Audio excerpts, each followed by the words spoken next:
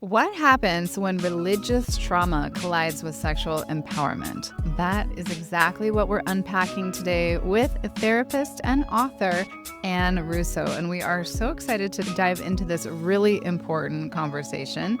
Ann is going to enlighten us on so many levels, on so many things. So we're thrilled to have her. I'm Dr. Willow Brown. I'm here with the one and only Leah Piper, and we are the Sex Reimagined podcast. Thank you so much for all your amazing likes, shares, and subscribes. Keep them coming. Give us comments. It helps our algorithm get it out to more people. And we love that. Yeah. Okay, you guys. So tune in. Oh, baby, get turned on and fall in love with Ann Russo. Welcome to the Sex Reimagined podcast, where sex is shame-free and pleasure-forward. Let's get into the show. Hi, Hello. Ann. Yay. Welcome to the show. Oh, thank you. I'm so excited to be here today and talk about religion and sexuality and all the good stuff. So, yeah, thank you. Man, it is it's so systemic. You know, even in our client, like we work with a whole range of clientele, and even clients who, you know, have been on the sexual healing path for a long time and they have a great relationship with their sexuality. It's like it still comes up, the shame and the guilt and the trauma around sexuality. I was just working with a couple yesterday, and it was sort of their first time stepping across the threshold into Tantra land where, you know, where essence and sexuality are celebrated, and like pleasure and being in your Shakti, your divine feminine essence is, you know, the point of it all. And it was just so phenomenal and beautiful to witness this woman organize her synaptic pathways from her brain to her body down to her womb, and to like bathe in the reality that her body was made for pleasure. And when we did the intake, it was all about this, like, well, I think my mind is all fucked up from religious upbringing and society and all of that. So take it away, girl. I know you got a lot to say. Yeah, well, I wanted to actually say, just kind of piggyback on that. I mean, I think we just heard Willow's version of sexual empowerment, and I know that that's a real theme with your clinic and with your work. So maybe define sexual empowerment for us. Oh, great question. Yes.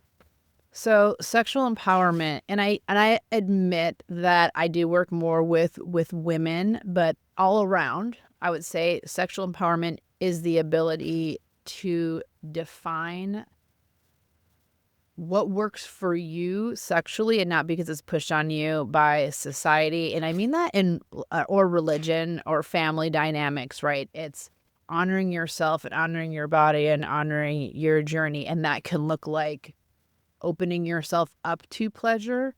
And it can also look at putting a boundary to what's okay with you sexually too. Because I think it works both ways, right? Like, women are kind of taught, like, no, don't be sexual. But when your partner's ready to be sexual, well, you better be ready to be sexual too. So no matter how you look at it, women are kind of in this place of ambiguity and not really being allowed to listen to themselves and their sexuality. So empowerment can mean anything from asexuality to someone who enjoys sex with a lot of different people and feels totally okay with it. I love that. That's such a great definition, because, you know, even when, you know, when we're teaching Tantra to people or we're teaching sexual empowerment, there's a lot of times people can still come in with this idea that it has to look a certain way, it has to feel a certain way, it has to sound a certain way, you know, the performance stuff that we all are conditioned with. Yes. And it makes such a huge difference to get more authentic. Like, just what is it for you? What is right for you? Like, find that sexual sovereignty in the moment. It's going to change from day to day and year to year as well, right? Yes, absolutely. So learning how to listen to yourself, and yes, like being authentic.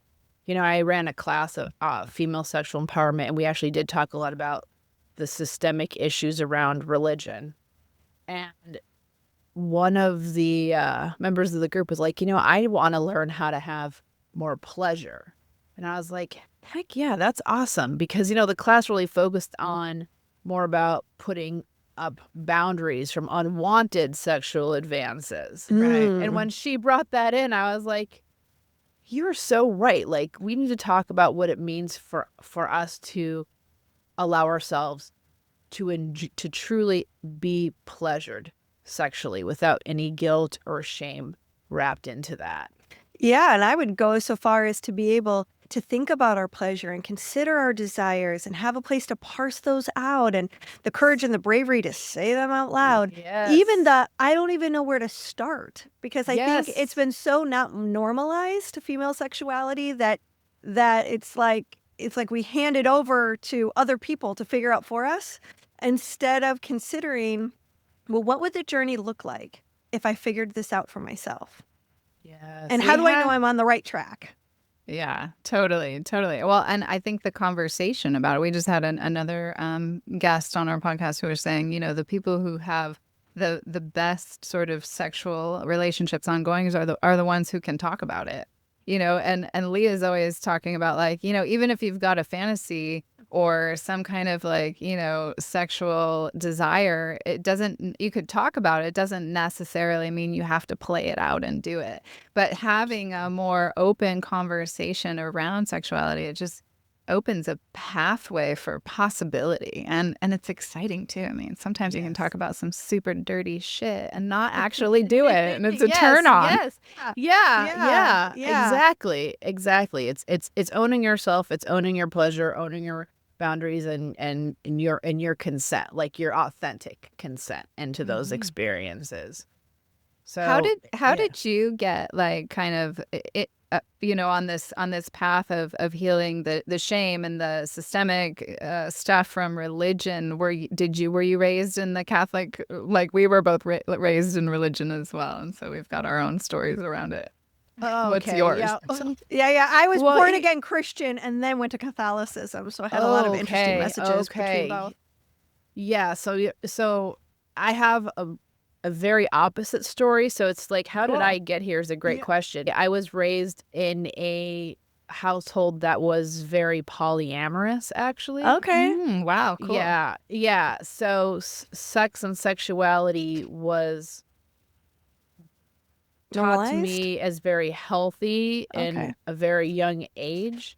But I was raised by gay men, and then my mom, and my father and his partner were just very open, and I saw sexuality and understood sexuality through the eyes of men, not really through the eyes of women. And gay men at that. And gay men, yes. Interesting upbringing. Very different. Yeah, right? Yeah. So for me, I thought, well, this is what sexuality is supposed to look like. But it didn't really work for me or make sense for me. So I had a long journey into figuring out more about what my boundaries were and what pleasure meant for me and safety meant for me. And I had to do a lot of that work on my own, right? And to see that it was not what the world was telling me it was, and that more conservative, we are a Christian nation, whether we say it out loud or not. That's super whether true. we agree with it or not. Exactly. Right. So what that was teaching me about sexuality, and then what my household, and neither of those made any sense to me. So I had to kind of come into my own. Yeah. And so that's why I really studied sexuality, and through all those life experiences, and then watching what was going on with my friends and my peers, and then finally my clients. I'm curious. This is a personal question, so you don't have to answer it. But growing up in a polyamory household, are you attracted to more of the non-monogamy philosophy, or are you in fact more attracted to monogamy? Where do you stand in your personal life? So that's a great question, because it has changed throughout my life. Mm-hmm. I think I'm attracted more to non-monogamy in the more of an emotional context than a sexual context. Mm-hmm. But my partner and I are monogamous. I hope that she doesn't mind me saying this. Sorry if you do. But we're pretty open. So we talk in depth about every possibility that could ever be. And so it's like we have these conversations regularly, and at this time in our life, we are monogamous, and I don't know if that will always exist that way. Okay, but we do talk about these things, and we're very open about these things. So I think that helps us because we can have a conversation like all the way through. What are the consequences? What are the positives? What if this? What if that? How do you feel about this? And I think that helps us always be very authentic and what we need at different points in our life. I'm sure it brings a lot of closeness too, because when you can talk at a depth about these inner workings of love and exploration, you're being transparent with someone who you really care about and respect. And that conversation, I think, exemplifies that. I'm really curious because, Willow, we haven't really touched in on you lately.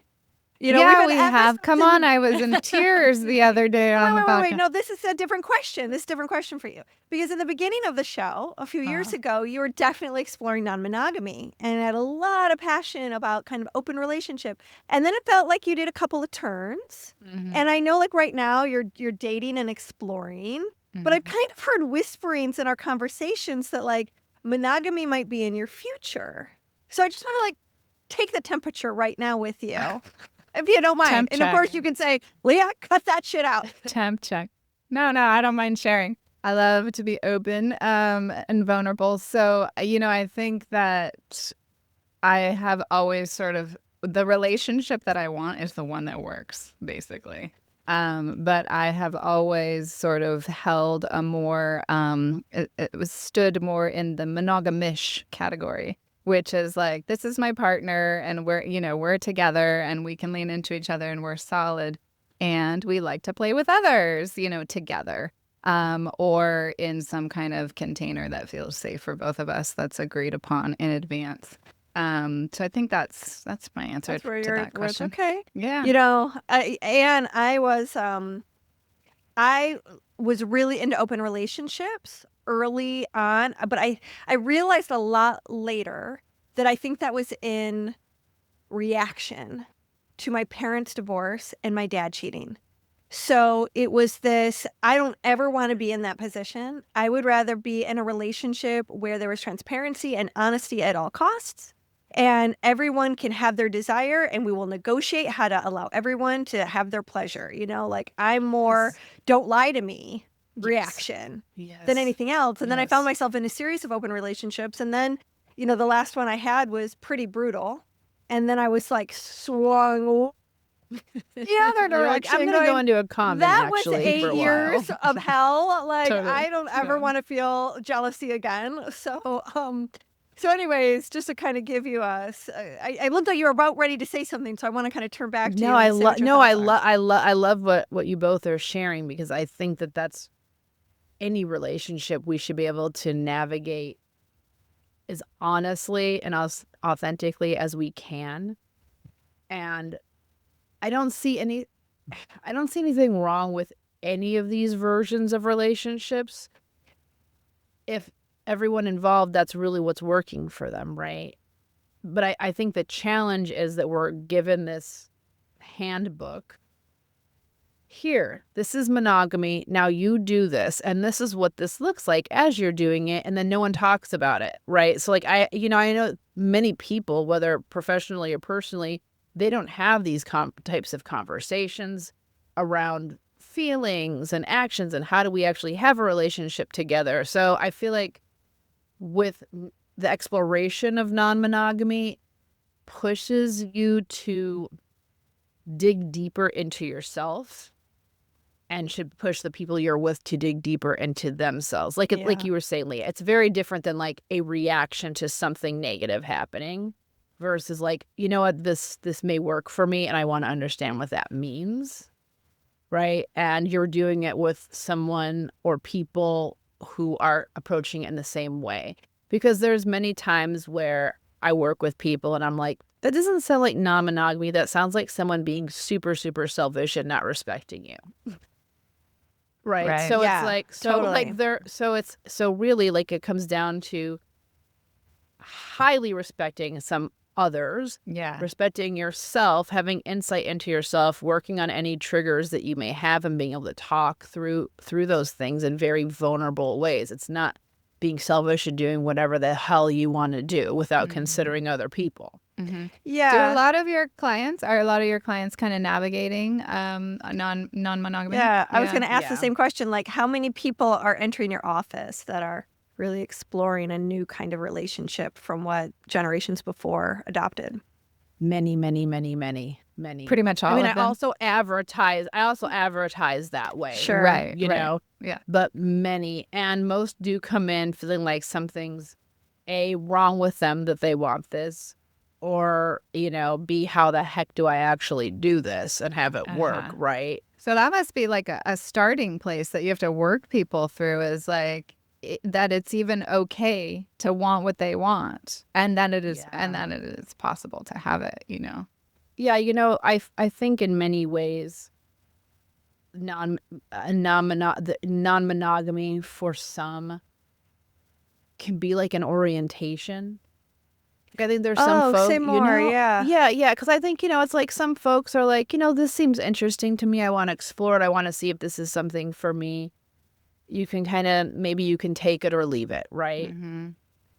But for some folks, and I had a client that I was speaking to about this recently, they're shoving this part of themselves down to try to make monogamy work.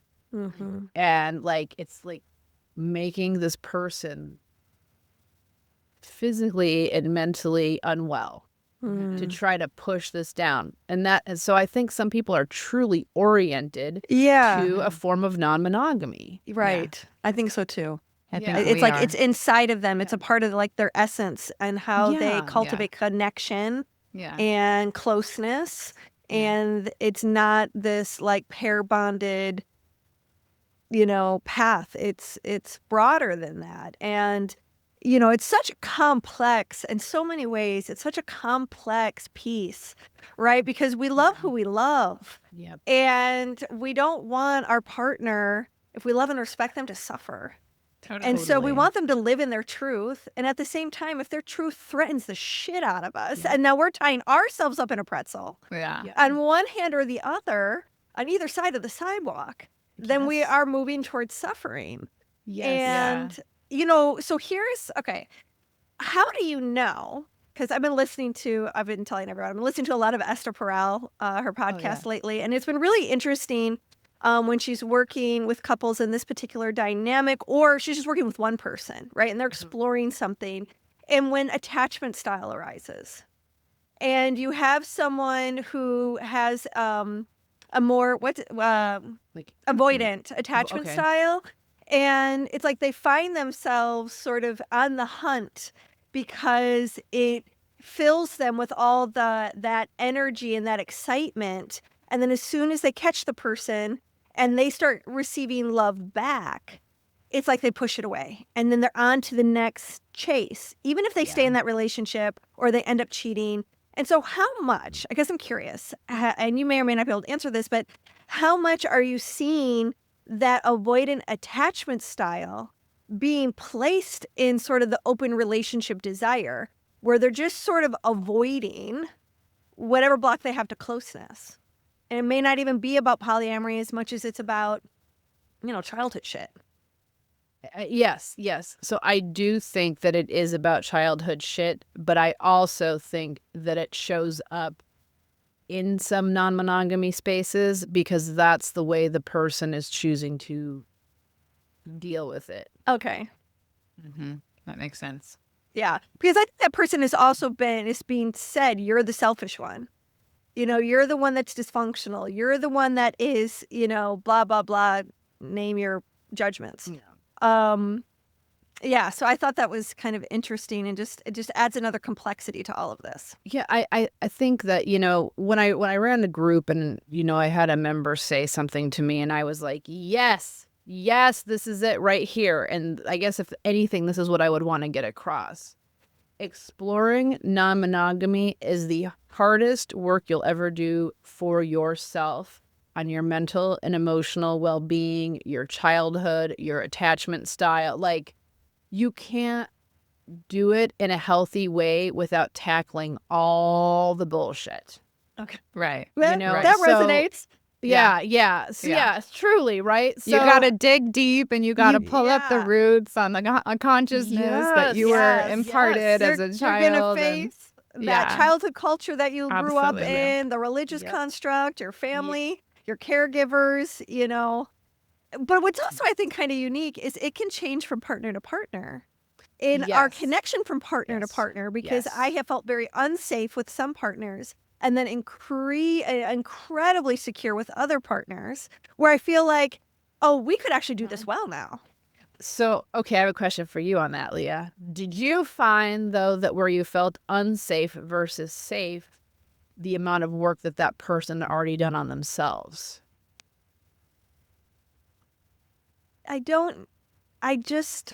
That's a hard one to answer because there's not proof that they did a ton of work, but what is there as proof is a ton of curiosity and a deep-seated desire to also be like met and want this. We are in agreement and our values line up probably in a way that those other relationships weren't as much of a match. And there's a flexibility in him that I think other relationships did not have as much flexibility. And I would even question then that some work had to be done, because how many times do you sit with clients or people and you're like, well, what do you value? And they don't know. Right. All the time. People don't know their deepest core values ever. Totally. Yeah, which is like part of their essence. It's part of who they are at their most authentic, true self. I mean, your husband, Matt, obviously has done a lot of work on himself. He kind of some people come in just like having a more of a connection to their essence and their truth and their authentic self. I have to say he was working with a fabulous therapist when we met. He is an avid reader, like no one you've ever met. And we started therapy right away. So as we were in the ooh-la-las and falling in love, we had a foundation of support and therapy so that there was a translator when we got stuck in communication. And I think that really set us up to be at this stage in our relationship. And to be very transparent, we are monogamous, but there's You guys my are work is monogamish. hands-on with people. Like I touch people's bodies. There are things that are off the table. Right. And what I do with people somatically and sexually, but it's outside of your traditional monogamous structure that I certainly grew up in. Yeah. I would call it monogamish for sure. What you guys are. Fair. Yeah. Fair. So okay. Anything else on this topic before I change gears? Oh, I just want to say that I love this, and I just love how open that you both are, because it's sharing just how this could look in so many various ways, because you're just coming in as yourselves and your partner or partners is doing the same thing. So it's not like doing like this. It's just like you said, aligning are you aligned with that person and how you do that. So that's so cool. Right. Yeah. And I love too that the work around polyamory, swingers, non-monogamy, ethical non-monogamy, monogamish. Yes, totally. All of these terms, like I think what's really cool about the therapeutic world and how many therapists are now available to work within this structure is so beautiful and so awesome. I love to see that growth in our culture, and that it's really about not putting people in boxes, but helping them figure out the right formula for all of this. Because there's some people that are like, do whatever you want, but cover it up in terms of a condom and don't tell me. Like that's valid too. You don't have to be full transparency the way I think we always thought polyamory was. It was, full transparency. Everyone's in communication. Everyone knows everyone. That's just one model. Exactly. Yeah. It's knowing yourself, and then getting clarity about yourself, and then maybe experimenting to kind of keep finding clarity. Yes. Okay. So now I'm curious about religious recovery. Because so many of us, me in particular, that I've certainly talked about this on the show, felt like I had a lot of religious recovery to go through to find myself. and to kind of strip away what I was raised to believe about being a woman, which was different. The rules were different than the rules my brother had. Sure. And all of that. And I'm also curious about like different religions, not just Christianity, but people who might be recovering from really strict Judaism or Islam or Mormonism or, growing up as in the Amish faith. So can you enlighten us a little bit about what you're seeing? Sure. So what my focus is on is what I call high control faith systems or religious systems. And that's not a term coined by me, so I just want to put it out there. It was by Marlene Winnell. And we're not talking specifically about a religion. Like, we're not going to say, okay, Christianity, okay, Judaism, right? We're speaking specifically maybe even just about like a church or a sect of that particular faith.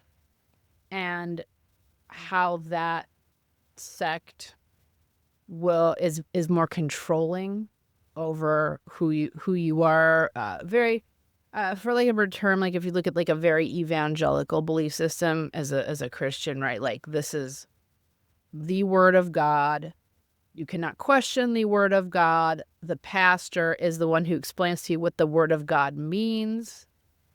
You go to hell if you don't believe this, or you're punished if you don't believe this, right? And there's a very strict way to comply always within that group. Very defined roles as well. Yeah. Yes, exactly. So I'm looking at if you try to leave, you can, be shunned even by your own family members, right? Like it just creates a situation where there's no real self, there's no autonomy, their self-worth, everything is just tied into this system. Right. And just like you kind of alluded to, there's tremendous risk in going against the grain, like major cost. From a survival instinct of the need to belong as human creatures, right? Absolutely. And it takes, we're going up to that level of like, now we're talking about your soul too. Right. So it's like, so it's like, existential crisis. You may leave. Exactly. Right. In that fear of the divine. I mean, that's really rough. Yeah. And you will see that in any faith. You can see it in Buddhism. Yeah. In Hinduism, faiths that we may not necessarily even think about. They have a lot of like structure. Like, you got to do this that many times and that this many times. Yeah. Yes, right. I like that high that terminology, high control. That makes a lot of sense. And even like if it doesn't have a spiritual component, there's a lot of, what's the word when somebody's in a cult? There's a lot of cults these days that are, just have so much high control. High control. Exactly. And so what makes the work that I'm doing a little bit different, one is I'm putting no judgment on a religion. And I think that's really important because so many people have religion, have faith. Right. Clinicians do. I mean, like, we can't just be like, well, this is bad. Right. Yeah. And that non-judgmental space, I think, is really important for building trust between you and a client. Totally. And then to take it a step further, that this is something that hasn't really been done in the therapeutic world yet, is what do you do for people that want to remain within their faith? Right. Yeah. Okay. Because right now, and as you mentioned, Dr. Willow, is we usually work with folks who've left cults. Like, you can't be like, well, you're still in a cult and we're going to help you, you just need to realize. Help you. Yeah. You can't. You just can't. They have to be gone, right? And so with this, it's like, okay, so people may show up in therapy who very much are happy in even the high control system. Right. But they're struggling with maybe obsessive compulsive praying. So it's like you can still work with them around the obsessive compulsive praying without them having to leave the faith. Yeah. Yeah. I like that. I like that kind of come as you are approach. And yes. I was reading your bio and like the people that you work with, like you are really serving a very specific population, which I think is just so valuable. So tell us a little bit about what is this, what am I reading about in your bio, AMR or something? Oh, okay. So that's the practice that I started, and that works with all folks that are part of marginalized communities. So there's like 15 therapists there. Oh, cool. And they all, we work with queer folks, non-monogamy, BIPOC folks, folks that don't really feel like they're being served. Right. Right. So that's such a huge service. It must be like I'm envisioning your office space like a mecca for people who are like, I finally feel seen. Hallelujah. I'm coming every day. I mean, yeah, I know. And I love that because the therapist, like, we have a very strong mission there, and we're also sliding scale because, unfortunately, not everyone can afford therapy. Totally. Exactly. Right. Totally. Exactly. What do you love about serving marginalized folks who, really need this? I mean, what's the candy for you in that? I think that's just always been in my blood. I mean, because, being raised in a queer household when you're young in the 80s, the impact is pretty high, the negative impact. I would imagine. Sure, in the 80s, yeah. Yeah. How do you think it's different from then to today? I think it is better because it's talked about more. You see more families, and it's just more. It is definitely more open. I mean, I have some concerns, of course, here or there, but you can talk about it. Like before, you couldn't even really. I mean, we were not allowed to talk about it. Like me and my sister, we couldn't even say. Like we had to act like we were a heteronormative family because my parents, my dad, his partner, my mom, they were all scared. So we all lived in the same house. So there was like this living in secrecy and living in like, could you say you had two dads? Yeah. Oh, yeah. Okay. No. I Oh. can now. Back then it was you couldn't. mom and dad and a roommate. Gotcha. Wow, how painful. Okay. It was really hard. Oh, it and hurts my little heart to hear that. So it was like, we just had to live this lie because of fear. Wow. And when I finally was able to say something, I mean, I shook like a leaf. I was crying. I was freaking out. It was very hard for me to learn how to share my feelings because I was kind of taught to just silence and, stoic face. Yeah. Yeah. So that must have been a huge healing for you. Like, when did that healing begin? At what time in your life? Were you out of the house? What age? And how long was it? High school. It was actually high school because we moved to another area. We moved to Long Beach, California. Was and a little that bit more the open. mid-90s. Yeah. And I was struggling with my own sexuality because I didn't want to be a queer person because of what I saw with my dad. Right. I wanted anything but that. People, I'll get the question a lot like, oh, it must have been so much easier for you. And it's like, no. It wasn't. I was scared to death to be a queer person. And when did you kind of like, at what point were you able to own that and come to? I did in high school, believe it or not, because I started meeting people that were like, oh, yeah, I have a girlfriend. I have girlfriends. I was stunned. I'll never forget how shocked I was. Wow. Like, my people. Yeah. And I'm like, what is happening here, right? That's so cool. And then I started the gay straight, club in high school. We were the first high school to ever march in the Pride Parade in Long Beach. Oh, cool. Amazing. Yeah. So it just was like in my blood. And it always had been. And I always thought that my work would be around queerness. And then I started to understand the impact of religion on queer people. And then that's when I went to school and I got degrees in theology. And what made you get a degree in theology? What are you a is person theology? Can you define? Yes. So it's the study of God. And my focus was queer liberation and understanding like the times of Jesus. Like I studied other faiths, but that was really my heavy focus. And it was because of my own experience when I joined a church. Ugh, I could go on. I had so many weird experiences. I love weird experiences. I joined a church. I joined an evangelical church when I was 18 because I was like, why do these people hate us? Like, I don't get it. So I just jumped in and, I fell very hard for an evangelical girl and, and it was like? It was torturous. Honestly, it was torturous. But it's really what propelled the work that I do now around religion and the religious trauma. At first, I was like, I'm going to focus on queerness, but then I saw how religion has impacted so many people, not just queer people, and the pain and the hurt, and people feeling like they can't have spirituality or it has to look like it's just been a tremendous learning experience. So I'm like, I need to expand this to more people.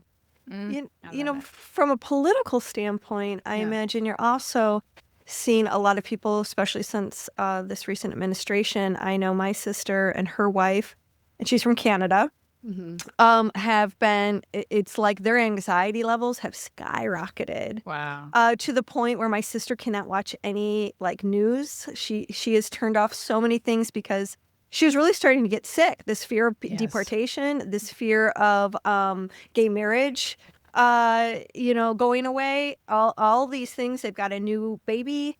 Will their families be separated? It's been really, I think, rocked the queer community in a really significant way that I don't know is really talked a lot about on the news. So I'm sure you're seeing a lot of that fear walk into your office. And how are you helping people with that? Oh my gosh, not just walking into my office, but in my life. Sure. Everywhere. Right. I'm sure. Right. Yeah. Yeah, I bet it's right close to home, right inside your home, I imagine.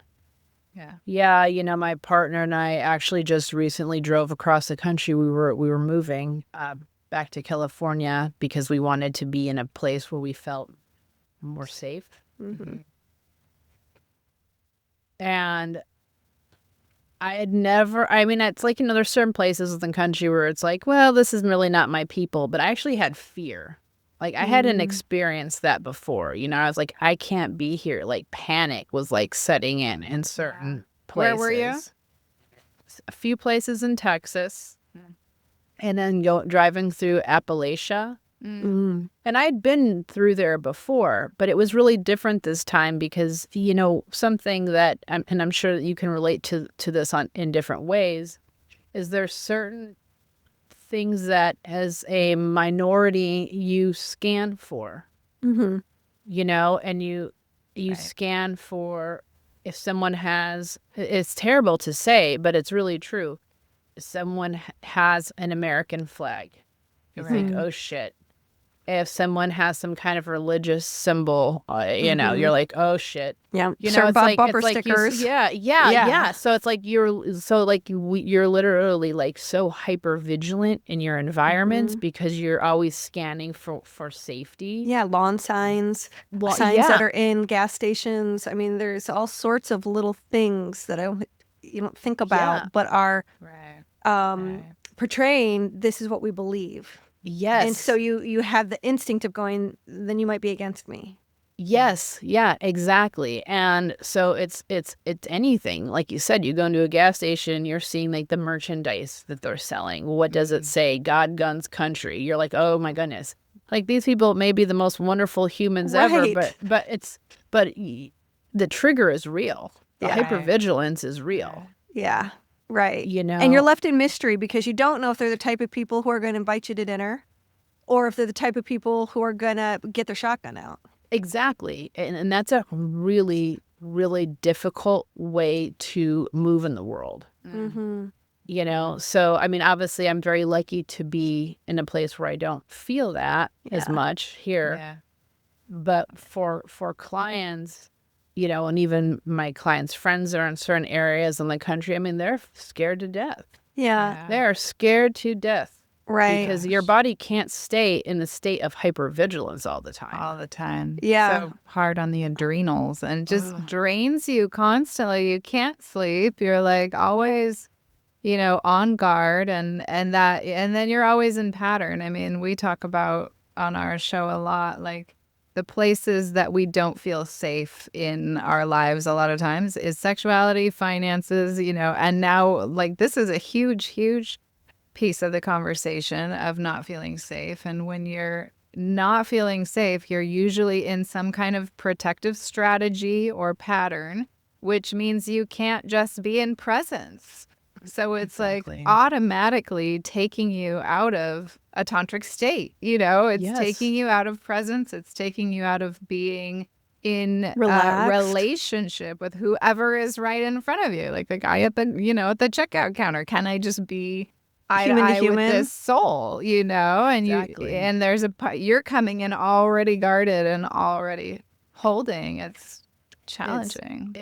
It really is. It really is. And I can only relate to it really like as a woman, like even this morning, I'm in Montecito where it's just like, okay, it's fucking Disneyland around here and everyone's super wealthy, and I'm walking down the beach. Yeah. And it's like Disneyland. Yeah, talk about privilege. Totally privileged.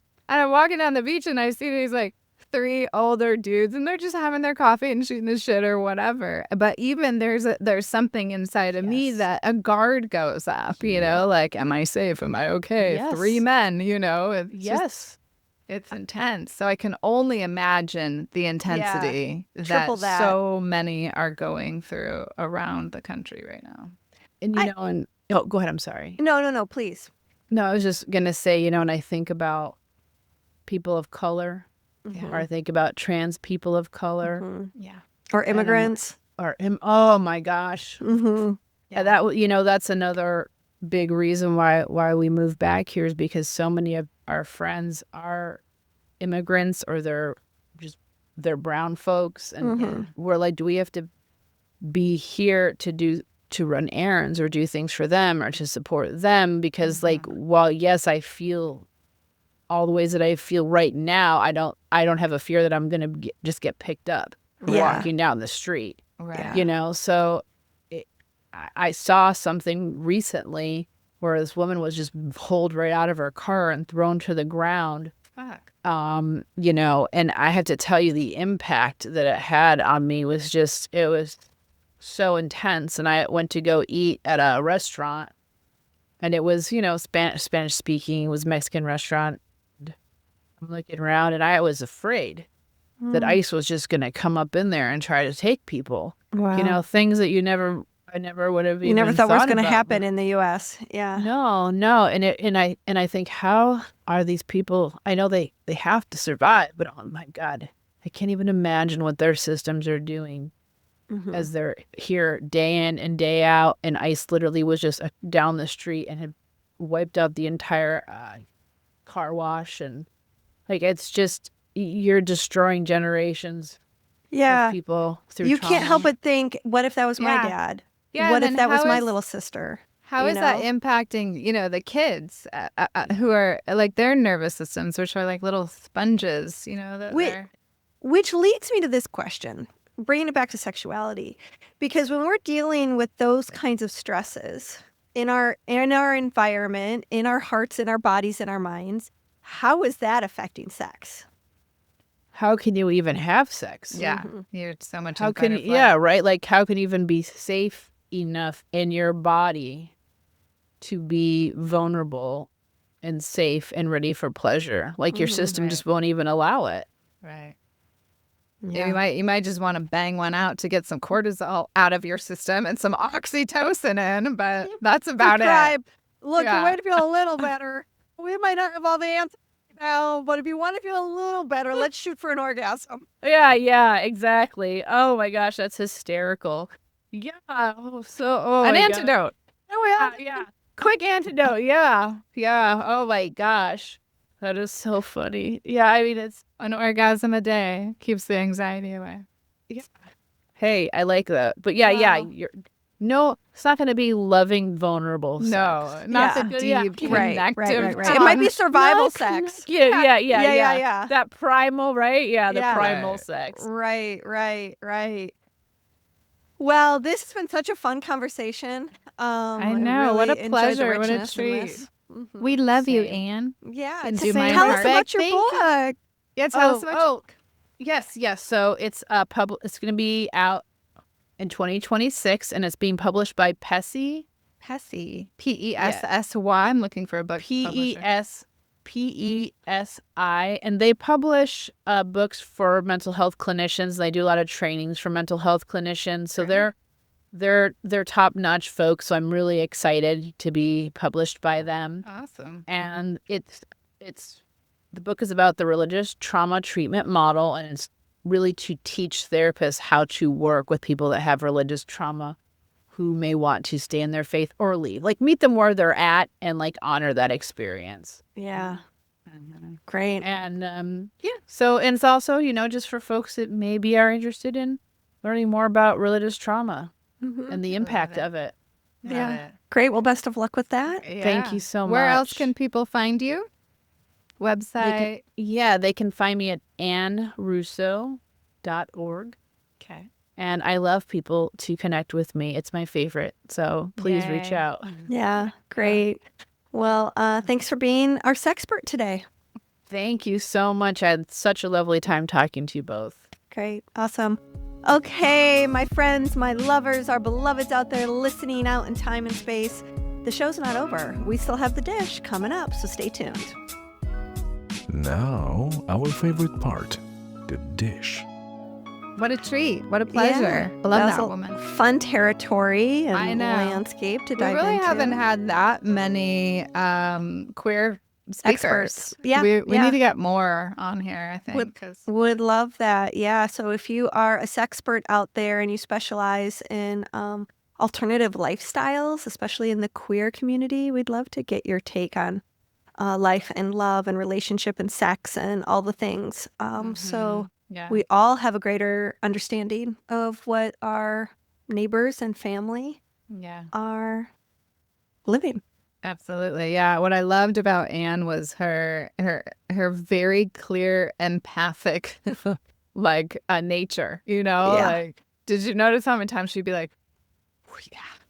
She's just like, she really feels like you can. She's right along with you. She's so safe to be with because she's present and really feeling it with you, I think. So she's probably, I'm sure her clients just love going to work with her because that is so valuable it's one of the things that we all really want as human beings is we want to be seen. But understood. And there's just so many, it all feels so unsafe to share ourselves, but to step into someone's office, step into a safe container, someone like Ann who's just right there with you.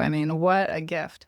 Yeah, especially when you feel isolated and your story is so different from maybe your friends or your neighbors. And so where do you confide when you already feel like you are a pariah in some instances? I think her story, I was really grateful that because not all therapists are willing to talk about their story. Totally. And I really love it when they do. Yeah. I just feel like it brings so much humanity and to the conversation, and to hear her story of growing up and how she had to keep this family secret. Oh my God. Yeah. And then the assumption. Even in my mind, I was kind of saying, what her, outing story was. It must have been, she must have gotten approval from her family, right? But how her story of coming out was just as scary as many other people. Yeah. Despite having, a queer parents, I was really touched by that.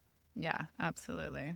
Yeah, you can really feel in Ann how much deep work she's done on herself in order to be able to have a conversation like we just had with her, just really open, vulnerable, and clear and deeply felt. So I also really loved her answer around the religious faith and where you start in therapy of that and how you support someone who's it could be anywhere along their journey, and they may not be ready to cut that part or change that part of their life in a significant way. They may not be ready to leave Mormonism. They may not be ready to go to a different church other than the church they've been going to since they were kids. Right. I was listening to another Esther Perel episode, and she was working with this lovely gay man whose dad was the leader of the Muslim church that he goes to. So his dad is like the leader, and his faith is so strong. And he talked about wanting to meet someone that he could marry and who would be 100%, monogamous and, ideally a virgin. And, it would be this man of faith, and that was so important to him. But even though his dad knew that he was gay, he's out, but there is still an expectation that just because you're out doesn't mean you're going to live the lifestyle. Right. Like trying to get married is going to be a whole nother hurdle. And he's the oldest son, and like the significance of like the family order and how his parents did all these things to try to kind of pray the gay away. So close to sending him to foreign countries and other institutions to try not to be gay. And then as the episode is ending, it comes to light that he was sexually abused. Okay. His parents knew about it, but because of the scandal, so dad, they think he's gay because of what happened from being sexually assaulted. Okay. Then like they can't out it because that would bring too much attention to them as the leaders of the church. And so him that's not as like a they gay can man. Persecute the persecutor that hurt their kid. What a fucking double bind. Oh my That's gosh. horrible. I know. What a I know. pain I in was the just ass. like, and he's not ready to leave his faith. It's so a part of Wow. the fabric of his who soul. he is. Yeah, and who he wants to be. And then you can also just see like the attachments to not wanting to disappoint your parents. Well, that But sounds like a also good the Esther conviction. episode. Yes, the conviction of going, and I'm gay. And the bravery it took to like come out, even though you're still have this sense of disapproval. So what Esther was sort of bringing it to was the double bind. Yeah. No wonder you're actually looking for a partner that maybe there's so many qualifications of who they have to be. Right. That person may not exist. Right. And that's why wanting that person is safe. Right. Because you get to stay in your family. Right. You get to want this thing that will probably be really hard to find. Yeah, you're looking for a needle in a haystack. Yeah, so And you might not like them when you find them. Like they might check all the boxes, but you don't have the chi with them. You don't have the chemistry. And in order to have them, you don't get your family. Right. So you have to pick. So instead of not picking, you find something impossible to find. Right, I know, right. Like gut wrenching. Oh, Prayers to that, man. Yeah, absolutely. Absolutely. And to all the people out there who, who are in a compromised or marginalized position. And we just want you to know that our hearts go out to you so deeply. And, there is support. There is really good places to get to be seen and to be supported and to be helped. So don't give up on looking for what you need in order to be your full self in this lifetime. Yeah, and please go to sexreimagined.com, click on the podcast tab. We have resources in all of our show notes, and we really encourage you to go click on those links. Absolutely. And you might just find more episodes that you're excited to listen to. Yeah. So thanks, everybody, for being here. We'll catch you on the flip side. Love, love, love. Ciao. Thanks for tuning in. This episode was hosted by Tantric Sex Master Coach and Positive Psychology Facilitator Leah Piper, as well as by Chinese and Functional Medicine Doctor and Taoist Sexology Teacher Dr. Willow Brown. Don't forget, your comments, likes, subscribes, and suggestions matter. Let's realize this new world together.